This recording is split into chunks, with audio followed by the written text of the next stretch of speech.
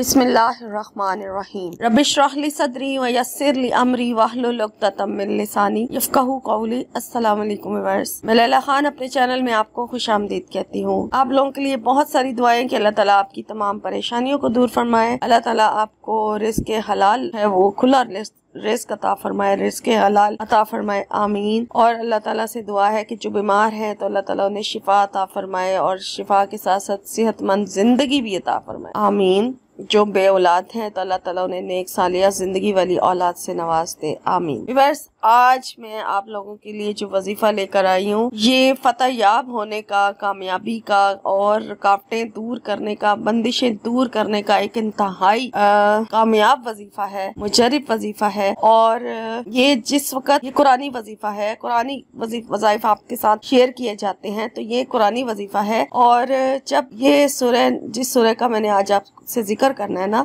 जब ये सूरह नाजिल हुई थी ना, तो जब ये जो आयत आपको पढ़ने के लिए बताऊंगी, जिस वक्त ये नाजिल हुई थी तो हमारे आका दो जहां सल्लल्लाहु अलैहि वसल्लम के चेहरे पर स्माइल थी और वो खुश थे, बार बार स्माइल कर रहे थे, बार बार मुस्कुरा रहे थे जब ये आयत नाज़िल हुई थी, क्योंकि उनको कामयाबी की फतह की खुशखबरी सुनाई गई थी इन आयात में, इस सूरह में। तो हमारे प्यारे नबी हज़रत मोहम्मद मुस्तफ़ा सल्लल्लाहु अलैहि वसल्लम भी बहुत इनकी वजह से मुस्कुरा रहे थे जब ये नाजिल हुई थी। इनका आप शान नज़ूल ज़रूर आप देखें, इसकी आप तर्जुमा पढ़ के देखें तो आपको समझ आ जाएगी कि वाकई में ये कामयाबी का बहुत ज़बरदस्त अमल है जो आज आपसे शेयर किया जा रहा है। सिर्फ क्या है कि अगर आपकी नीयत खालिस होगी और कुरानी वजीफा हो, नीयत खालिस हो, दुरूद शरीफ की कसरत हो, 5 वक्त की नमाज की पाबंदी हो, तो कोई भी वजीफा नाकाम नहीं होता। इन सारी चीज़ों को देखा करें, दुरूद शरीफ की कसरत किया करें, 5 वक्त की नमाज की पाबंदी किया करें, अपनी नीयत को साफ सुथरा रखें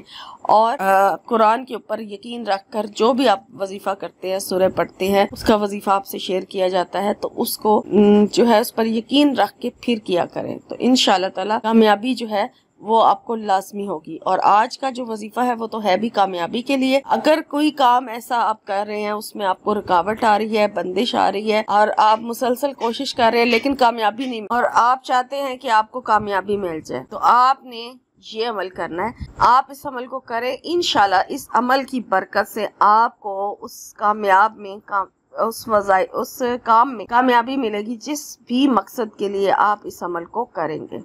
या कोई कारोबार है जैसे आपने शुरू किया है लेकिन कामयाबी नहीं हो रही और आप चाहते हैं कि कारोबार सेट हो जाए, उसमें आपको कामयाबी मिल जाए, तो या आप कोई वजीफा करते हैं जैसे और आपको उसमें कामयाबी नहीं मिल रही, तो पहले ये अमल कर लें, इंशाल्लाह फिर आपका कोई भी वजीफा नाकाम नहीं होगा। ठीक है, ये अमल इसलिए भी किया जा सकता है। तो आपने क्या पढ़ना है, सूरह फतह। ठीक है, सूरह फतह की जस्ट पहली 3 आयात जो है, 3 आयात है, उनको पढ़ना है।